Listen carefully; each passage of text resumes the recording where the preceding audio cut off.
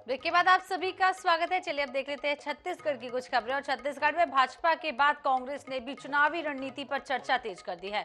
मंगलवार को मुख्यमंत्री निवास में 7 घंटे तक कांग्रेस नेताओं की बैठक चली, जिसमें चुनाव की रणनीति के साथ अलग अलग सर्वे और एजेंसियों की रिपोर्ट पर मंत्रणा की गई।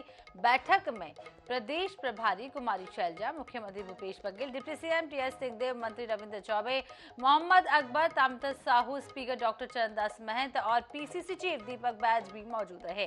बैठक के बाद सीएम भूपेश बघेल ने कहा, चुनाव की रणनीति पर चर्चा की गई है। निगम मंडलों में नियुक्तियों को लेकर उन्होंने कहा है कि सही समय पर पार्टी और सरकार उचित निर्णय लेगी। वहीं डिप्टी सीएम टीएस सिंहदेव ने NH 24/7 से खास बातचीत करते हुए कहा है कि चुनाव की रणनीति के साथ साथ चुनावी सर्वे पर भी चर्चा की गई है। सर्वे रिपोर्ट में कांग्रेस को पूर्ण बहुमत मिलता नजर आएगा। प्रदेश अध्यक्ष आदरणीय दीपक बैज जी और हमारे प्रभारी आदरणीय कुमारी शैलजा जी और हमारे प्रभारी सचिवगण, साथ ही हमारे प्रदेश के वरिष्ठ नेतागण के साथ मीटिंग हुई और उसमें आगामी आने वाले समय में किस प्रकार से हमारी रणनीति होगी उसके बारे में चर्चा हुई। कुछ ही क्षण पहले बैठक जो है वो खत्म हुई और बैठक में कई अहम फैसले भी लिए गए हैं। निश्चित रूप से चुनावी रणनीतियों पर तो मंथन किया गया, साथ ही साथ कई अहम विषयों पर बातचीत की गई। इस वक्त हमारे साथ डिप्टी सीएम टीएस सिंहदेव जी मौजूद हैं। उन्हीं से जानते सर, बड़ी लंबी चली सर बैठक, किन विषयों पर चर्चा रही, क्या केंद्रित रहा? चुनाव के संदर्भ में स्वाभाविक है अब तो ये बैठकें हैं और जो डिटेल सर्वे हुआ है, अलग अलग एजेंसियां हैं ये सर्वे कर रही हैं, तो जिन एजेंसी के सर्वे की समीक्षा हुई उन्होंने जो जानकारी प्रस्तुत की 90 विधानसभा क्षेत्र में बैकग्राउंड क्या रहा है, 2003 से लेके 2018 तक के चुनाव में वोटिंग का ट्रेंड क्या रहा है, विधानसभा वार क्या रहा है, क्षेत्रवार क्या रहा है। आजकल तो नक्शे बन जाते हैं, नीला और भूरा और हल्का नीला कहाँ अच्छा है, कहाँ कमज़ोर है, कहाँ मध्यम है, ये सारी की डिटेल समीक्षा पूरी। सर क्या असेसमेंट रहा, क्योंकि अगर सर्वे हो रही है, रिपोर्ट सामने आ रहा है तो कुछ असेसमेंट भी होगा? असेसमेंट कांग्रेस को आगे दिखा रहा है, कंफर्टेबल आगे दिखा रहा है, लेकिन जो मार्जिनल सीट्स हैं उन सब में संघर्ष करना है। कुछ सीटें हैं जिसमें इस सर्वे में भी ये दिख रहा है कि ज़्यादा सीटों में कांग्रेस ज़्यादा आगे है, बहुत कम सीटों में भाजपा क्लियर आगे दिख रही है। तुलनात्मक फिर जो कांग्रेस के लिए झुकाव वाले सीट दिख रहे हैं उनकी संख्या ज़्यादा दिख रही है, भाजपा के लिए कुछ झुकाव रख रहे हैं उनकी संख्या तुलनात्मक कम दिख रही है। सामने वाला 0 नहीं है, हम 90 नहीं है, बीच में है। कांग्रेस को क्लियर बहुमत दिख रही है। सर एक मेरा अंतिम सवाल इस बात को लेकर है कि कल से बहुत चर्चा है निगम मंडलों को, कुछ नए पदाधिकारी आएंगे, कुछ चेहरे चुनाव भी लड़ना चाहते हैं। सर क्या इसको लेकर स्ट्रेटेजी? आज तो इसके बारे में चर्चा नहीं हुई और ये माननीय मुख्यमंत्री जी का विशेषाधिकार रहता है और अभी तक उनने कंसल्ट करके ही ये निगम मंडलों में मनोनयन किया है, तो स्वाभाविक है कि पार्टी से भी और लीडर से भी कंसल्ट करके वो करेंगे। तो ये थे हमारे साथ उप मुख्यमंत्री टीएस सिंहदेव जी, जो बता रहे हैं कि सर्वे के रिपोर्ट्स पे चर्चा हुई है, साथ ही साथ कई अहम मुद्दों पर भी चुनाव के दौरान रणनीतियों पर भी चर्चा की गई। कैमरामैन अरुण कुमार साहू के साथ गौरव शर्मा, NH 24/7 रायपुर।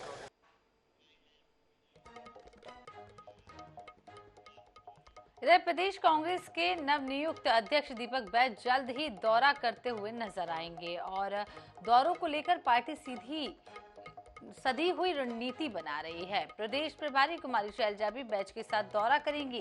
कैसे होंगे दौरे और क्या होगी इसकी रूपरेखा और क्या है संयुक्त दौरे का मकसद, देखिए इस रिपोर्ट में।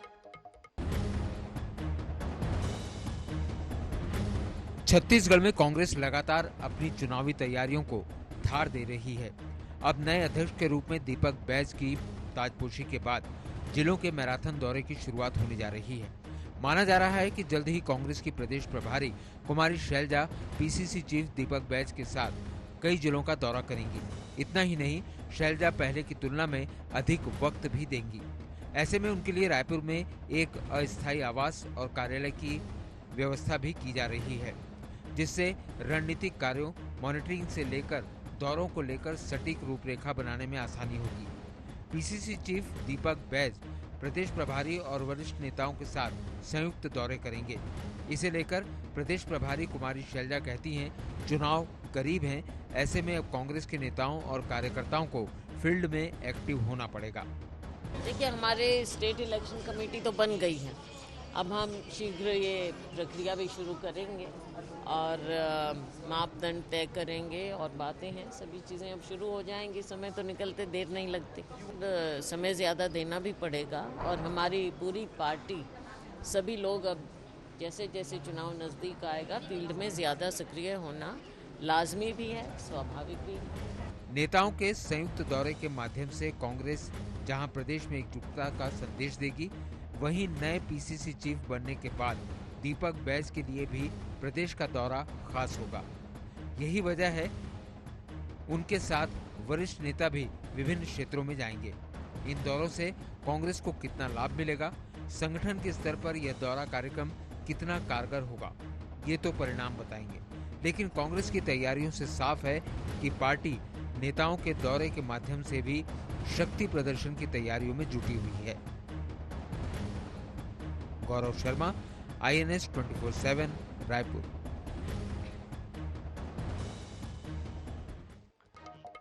इधर भारतीय जनता पार्टी ने अपनी चुनावी वॉर टीम का ऐलान कर दिया है। ज्यादातर ऐसे नेताओं को अहम जिम्मा दिया गया है जो पिछले चुनावों में भी बड़ी जवाबदारियों को संभाल चुके हैं। राजेश मूणत, अमर अग्रवाल और सुभाष राव जैसे चुनावी वरिष्ठ नेताओं को महत्वपूर्ण जिम्मेदारी दे दी गई है। चुनावी व्यवस्थाओं के लिए अलग अलग समितियां भी बनाई गई हैं, जिसमें 150 से ज्यादा नेताओं के नाम शामिल हैं। देखिए इस रिपोर्ट।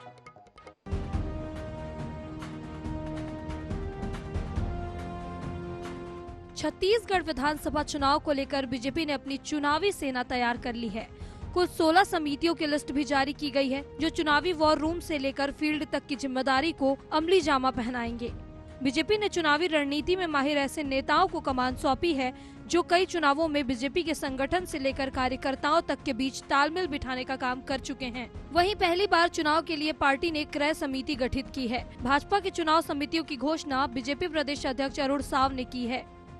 बीजेपी की चुनाव समिति के संयोजक कंट्रोल रूम विमान एवं हेलीकॉप्टर व्यवस्था समिति सुभाष राव, विधि विभाग समिति जयप्रकाश चंद्रवंशी, IT समिति दीपक महस्के, सोशल मीडिया समिति प्रशांत ठाकुर, मीडिया समिति रसिक परमार, आवास विभाग व्यवस्था समिति सुरेंद्र पाटनी, क्रय समिति और प्रचार प्रसार साहित्य निर्माण समिति राजेश मूणत, सांस्कृतिक दल प्रचार समिति श्रीचंद सुंदरानी, केंद्रीय नेताओं व प्रवास एवं स्वागत समिति लोकेश कावड़िया, वाहन व्यवस्था समिति रोहित द्विवेदी, प्रशासकीय अनुमति समिति के संयोजक मोहन पवार, अन्य राज्यों के कार्यकर्ताओं की समन्वय समिति अशोक बजाज, कंटेंट क्रिएटर समिति पंकज झा, चुनाव आयोग समिति नरेश चंद्र गुप्ता को बनाया गया है।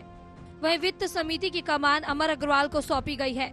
चुनावी तैयारियों में बीजेपी ने पूरी ताकत झोंक दी है। भाजपा द्वारा गठित की गई 16 समिति में से 2 महत्वपूर्ण समितियों की कमान पूर्व मंत्री राजेश मूणत को सौंपी गई है। उन्हें प्रचार प्रसार और क्रय समिति का संयोजक बनाया गया है। राजेश मूणत ने कहा कि चुनाव दृष्टिकोण से समिति का निर्माण होता है, उसी के तहत जिम्मेदारी भी दी गई है। हमारा लक्ष्य प्रदेश सरकार को बदलना है। वहीं कांग्रेस ने इसे भाजपा का आंतरिक मामला बताते हुए कहा कि बीजेपी के कार्यकर्ता निराश हैं। वे जान चुके हैं कि चुनाव में जीत नहीं मिलने वाली है। चुनाव मैनेजमेंट की दृष्टि से हमेशा ही समितियों का निर्माण होता है, अलग अलग काम का डिस्ट्रीब्यूशन होता है, उसी के तहत ये काम की जिम्मेदारी दी गई है। हम लोग पहले भी लगातार ये काम करते रहे, आज भी ये काम करेंगे।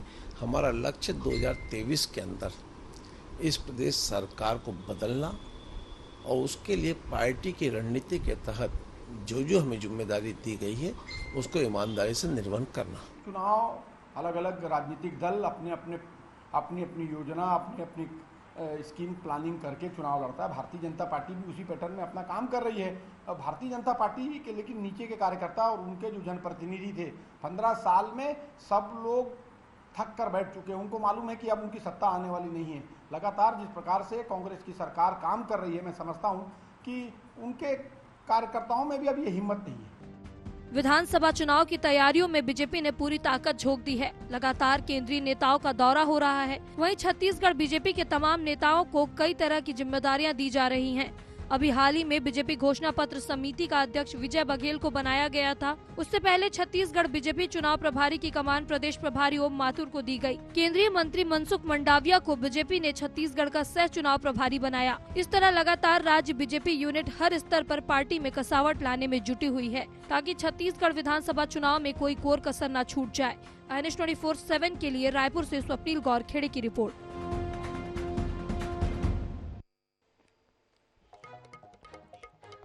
इधर अंबिकापुर पहुंचे प्रदेश के SC ST और अल्पसंख्यक कल्याण मंत्री मोहन मरकाम इन दिनों धुआंधार बैठकें ले रहे हैं। बता दें कि रायपुर और दुर्ग संभाग के ट्राइबल विभाग के अधिकारियों की संभागीय समीक्षा बैठक करने के बाद मंत्री मोहन मरकाम एक दिवसीय दौरे पर अंबिकापुर पहुंचे और अंबिकापुर जिला पंचायत सभा कक्ष में सरगुजा संभाग के ट्राइबल विभाग के अधिकारियों की संभागीय बैठक ली। इस दौरान उन्होंने आदिवासियों के हितों में हो रहे कार्यों की समीक्षा की। उन्होंने कहा है कि प्रदेश में 85% आबादी SC ST और OBC वर्ग की है, जिनके हितों के लिए सरकार काम कर रही है। धरातल में ये काम कितना सफल हो रहा है, उसकी सरगुजा संभाग के ट्राइबल अधिकारियों से समीक्षा की गई। वहीं कहा है कि चुनाव से पहले जितने भी अधूरे काम हैं, उन्हें समय रहते समय सीमा के भीतर पूरा करने की कोशिश की जा रही है। विभागीय समीक्षा बैठक आयोजित की गई थी। छत्तीसगढ़ में ST SC OBC माइनॉरिटी लगभग 85% जनसंख्या है। इन वर्गों के शैक्षणिक सामाजिक विकास के लिए हमारी सरकार, माननीय भूपेश बघेल जी की सरकार योजनाएं बनाती है।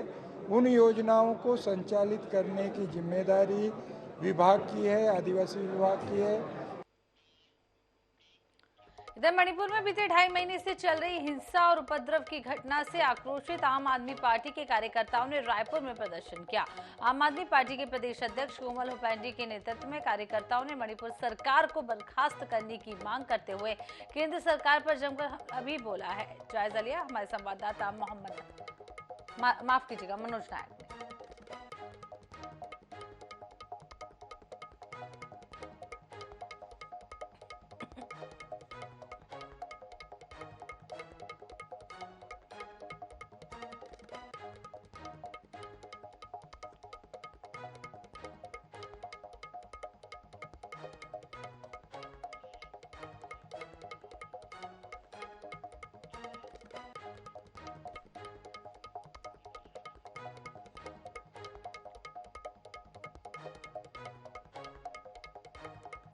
तो आपको बता दें कि मणिपुर में बीते 2.5 महीने से जो हिंसा चल रही है, अब उसका असर पूरे देश में देखने को मिल रहा है और अलग अलग पार्टी इसका विरोध प्रदर्शन भी कर रही हैं। वहीं रायपुर की बात करें तो आम आदमी पार्टी के कार्यकर्ताओं ने रायपुर में भी प्रदर्शन किया। आम आदमी के कार्यकर्ताओं ने और प्रदर्शन करने के साथ साथ उनके प्रदेश अध्यक्ष कोमल हुपैंडी भी इस प्रदर्शन में शामिल रहे। उनके नेतृत्व में ही ये प्रदर्शन किया गया। आपको बता दें कि मणिपुर सरकार को बर्खास्त करने की मांग को लेकर ये प्रदर्शन किया। वहीं केंद्र सरकार पर भी जमकर हमला बोला गया।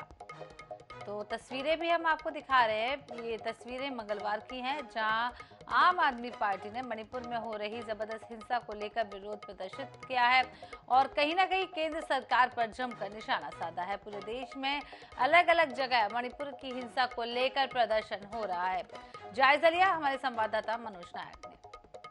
मणिपुर की घटना के बाद राजधानी रायपुर में भी उबाल देखने को मिल रहा है। राजधानी रायपुर में आज आम आदमी पार्टी के कार्यकर्ताओं ने नलघर चौक पर प्रदर्शन किया और मणिपुर सरकार की बर्खास्तगी की मांग आम आदमी पार्टी के कार्यकर्ता कर रहे हैं। आप देख सकते हैं यहाँ पर जो है आम आदमी पार्टी के प्रदेश अध्यक्ष कोमल हुपैंडी के नेतृत्व में कार्यकर्ता जोरदार तरीके से प्रदर्शन कर रहे हैं और अब से कुछ देर में जो है आम आदमी पार्टी के कार्यकर्ता पैदल मार्च करते हुए रायपुर कलेक्टर को एक ज्ञापन भी सौंपेंगे और पूरी घटना के लिए जिम्मेदार राज्य सरकार के खिलाफ जो है कड़ी से कड़ी कार्रवाई है, इसे लेकर जो है आम आदमी पार्टी के कार्यकर्ता यहां से रवाना होंगे। कहीं ना कहीं जो है आम आदमी पार्टी जो है इस मामले को लेकर अब जो है उग्र हो चुकी है। आपको बताना चाहूंगा कि आज आप लोग प्रदर्शन कर रहे हैं, क्या लगता है केंद्र अपनी जिम्मेदारी से बच रहे हैं? बिल्कुल बचने का प्रयास कर रही है और इस तरह से जो महिलाओं के साथ अमानवीय कृत्य किया गया है, अपमान किया गया है, इस देश की महिलाओं को सम्मान से जीने का हक है। लेकिन आप कहते हैं कि हमारा डबल इंजन की सरकार है। मणिपुर में आपकी भारतीय जनता पार्टी की सरकार है, केंद्र में सरकार है, इसके बावजूद भी केंद्र सरकार की तरफ से कोई ठोस पहल आज तक नहीं की जा रही। संजय सिंह जी इस बात को लेकर आवाज उठा रहे थे, उनको बर्खास्त सस्पेंड किया गया। आखिर क्यों सदन पर चर्चा होने से बच रही है भारतीय जनता पार्टी? क्यों इस तरह से महिलाओं, इस देश की महिलाओं के साथ अपमान हो रहा है? भारतीय जनता पार्टी जवाब देनी चाहिए। आम आदमी पार्टी मांग करती है कि मणिपुर मामले को लेके महामहिम राष्ट्रपति महोदया हस्तक्षेप करें और मणिपुर सरकार को बर्खास्त किया जाए और वहां पे राष्ट्रपति शासन लागू किया जाए ताकि हमारी महिलाएं पैदल मार्च करने जा रहे हैं, क्या मांगे रहेगी? हमारी तो मांग है कि मणिपुर में शांति व्यवस्था बहाल हो और वहाँ की प्रदेश की सरकार उसको बर्खास्त किया जाए, शांति व्यवस्था कायम हो और केंद्र की सरकार सदन पे इस मामले को लेकर चर्चा करे। इस देश की महिलाओं की जो अस्मिता है वो बची रहे, सम्मान बचे रहे और इसीलिए हम विरोध दर्ज कराने के सारे आम आदमी पार्टी कार्यकर्ता निकल रहे हैं। मणिपुर में जो हालात उपजे हैं उससे पूरा देश आक्रोशित है और आम आदमी पार्टी इस मामले को लेकर आज आंदोलन कर रही है और मणिपुर सरकार की बर्खास्तगी की मांग भी कर रही है। कैमरामैन भूपेश जांगड़े के साथ मनोज नायक, INS 24x7 रायपुर।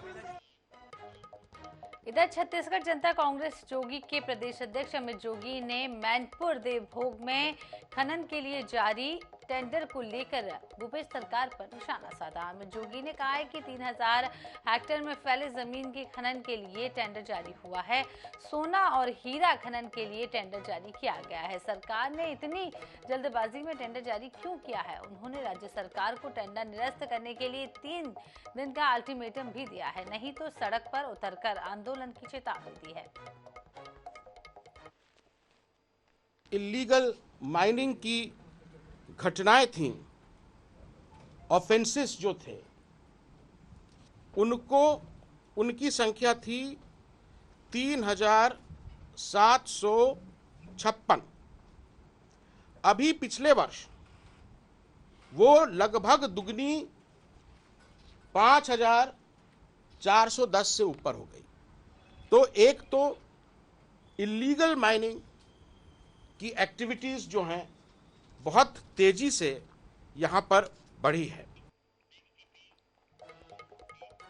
जांजगीर चांपा जिला के कचहरी चौक में भाजपा ने राज्य सरकार के खिलाफ जमकर प्रदर्शन किया। नेता प्रतिपक्ष नारायण चंदेल और बिल्हा विधायक धर्मलाल कौशिक की अगुवाई में भाजपा कार्यकर्ताओं ने कई मुद्दों को लेकर धरना दिया। इस दौरान दोनों नेताओं ने कांग्रेस सरकार पर भ्रष्टाचार का भी आरोप लगाया। 15 साल हो गए की जो सरकार चल रही है भ्रष्टाचार के पराकाष्ठा है और इन सब बातों को लेकर के जो वादा उन्होंने किया, आज वादा खिलाफी किया है। त्राही त्राही मचा हुआ है, चाहे वो शराब घोटाले का हो, कोल घोटाले का हो, चावल घोटाले का हो, सेंड घोटाले का हो, लैंड घोटाले का हो। और ये जो घोटाले की सरकार चल रही है, इससे छत्तीसगढ़ बचने वाला नहीं है। स्थानीय समस्याओं को लेकर के धरना प्रदर्शन और आंदोलन किया जा रहा है। माननीय धर्म कौशिक जी मुख्य अतिथि के रूप में उपस्थित हैं। अब स्थानीय समस्या क्या है? 4 महीने पहले सड़क बनी है नेताजी चौक से कचहरी चौक, ठीक, वो सीसी रोड भी उखड़ गई, डामर रोड भी उखड़ गई। तो इस सरकार कर क्या रही है ये समझ में नहीं आ रहा है। और ये जो सरकार है वो भ्रष्ट सरकार है। इस सरकार को हटाने के लिए आज हमारा ये शंखनाद है। सुकमा जिले के एराबोरा पोटा कैबिन में एक छात्रा के साथ दुष्कर्म का मामला सामने आया है, जिसमें भाजपा प्रदेश अध्यक्ष अरुण साहब ने जांच टीम का गठन किया है। 5 सदस्य टीम एराबोरा जाकर जांच करेगी और अपनी रिपोर्ट प्रदेश अध्यक्ष को सौंपेगी। इस जांच टीम में पूर्व मंत्री लता उसेंडी, रंजना साहू, सावित्री राजपूत, ओजस्वी मंडावी और सुधीर पांडे शामिल है। वहीं पूर्व मंत्री केदार कश्यप ने इस मामले में बड़ा आरोप लगाया है। केदार कश्यप ने कहा है कि जो आरोपी अज्ञात है वह मंत्री का वासी लखमा का खासम खास है। ऐसे में उसे बचाने की कोशिश में लोग लगे हुए हैं, लेकिन लगातार आदिवासी बच्चियों के साथ दुष्कर्म के मामले आ रहे हैं। उसको लेकर भाजपा चुप नहीं रहेगी। केबिन में है, वहाँ पर लगभग 500 बच्चियाँ अध्ययनरत हैं। लगभग 9th क्लास तक की बच्चियाँ वहाँ पर अध्ययनरत हैं और वहाँ पे 6 साल की एक बच्ची के साथ में जो दुष्कर्म हुआ है, ये बड़े दुर्भाग्य की बात है। और उसकी जानकारी लगभग मुझे रात में प्राप्त हुई और हम लोगों ने उसके संदर्भ में चर्चा भी की, वहाँ के एसपी से भी चर्चा की और उसके तहत में 8 सदस्यीय जो दल है वहाँ पर उसकी गठन किया गया है। लेकिन जो आरोपी हैं उन्हें अज्ञात बताया जा रहा है। इधर छत्तीसगढ़ के सूरजपुर जिले में रजवाड़ समाज के फैसले ने कांग्रेस और भाजपा दोनों की नींदें उड़ा दी हैं। बैठक में समाज ने सर्वसम्मति से फैसला लिया है कि अगर उनके समाज को अनुसूचित जाति की श्रेणी में शामिल कर दिया जाता है तो पूरा समाज भाजपा के पक्ष में मतदान करेगा।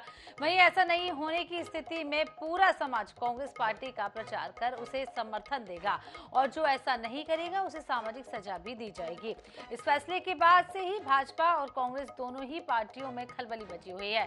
वैसे तो सूरजपुर जिले में 3 विधानसभा सीट हैं और तीनों सीटों में चुनावी दृष्टिकोण से जातिगत समीकरण हमेशा से ही महत्वपूर्ण भूमिका निभाते रहा है।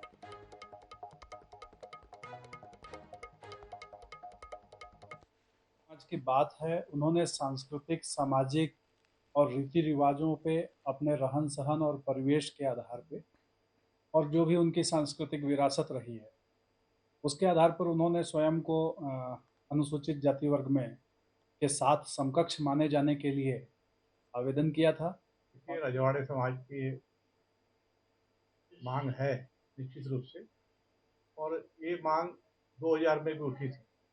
अजीत जोगी जब मुख्यमंत्री थे, अजीत जोगी जी ने अपने आप को रजवाड़े समाज का बेटा हूँ ऐसा कह करके और पगड़ी रजवाड़ समाज से बंधवाया था।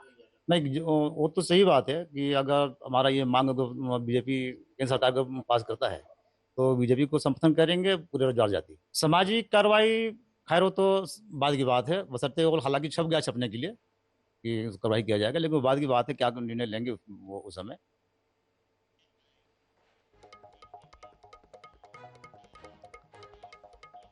धमतरी नगर निगम के नवनिर्मित व्यवसायिक कॉम्प्लेक्स की दुकानों के आवंटन का मामला विवादों में फंस गया है। नगर निगम ने शहर के जालमपुर वार्ड, रामपुर वार्ड और सदर उत्तर वार्ड में बने 3 कॉम्प्लेक्स की दुकानों के आवंटन के लिए निविदा निकाली थी और जिसमें धमतरी के करीब 200 व्यापारियों ने टेंडर भी भरा था और इस टेंडर को खोलने के लिए 25 जुलाई मंगलवार का दिन घोषित किया गया था, लेकिन अचानक तिथि को बिना सूचना दिए आगे बढ़ा दिया गया। ऐसे में टेंडर भरने वाले व्यापारियों का सीधा आरोप है कि दुकान आवंटन में भ्रष्टाचार करने की नियत से नगर निगम के जिम्मेदार अधिकारियों ने ये खेल खेला है और अपनों को लाभ पहुंचाने की नियत से ही टेंडर की तिथि को आगे बढ़ाया गया है। नाराज व्यापारियों ने निगम दफ्तर के सामने बैठकर प्रदर्शन किया और नारेबाजी भी की। इस मामले में नगर निगम की तरफ से जिम्मेदार अधिकारियों ने ठीक से जानकारी नहीं होने की बात कहकर मामला टाल दिया है। माना जा रहा है कि शहर के व्यापारी अब इस मुद्दे को लेकर न्यायालय का भी रुख कर सकते हैं।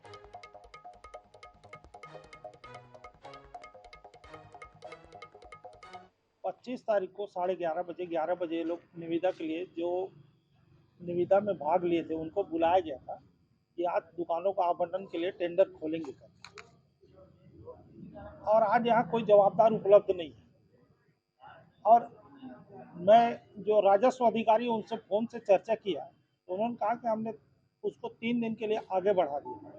तो मैंने उनसे पूछा कि आप किस कारण से आगे बढ़ा दिए, तो आयुक्त महोदय से बात करें। नगर निगम ने 13 दुकान का निविदा निकाला था जिसकी कल जमा करने की अंतिम तिथि थी और आज खोलने का था, लेकिन यहाँ आए तो यहाँ कोई चस्पा नहीं है न कुछ है और बोल रहे हैं यहाँ टेंडर नहीं खोलेंगे। शायद कहीं ना कहीं ये 13 दुकान भ्रष्टाचार की भेंट चढ़ने वाली है। ये इससे संबंध में ना ज्ञापन दिए हैं और संबंधित विभाग को ज्ञापन को दिया जाएगा। ये जो है दुकान की जो निविदा आज खुलने का था,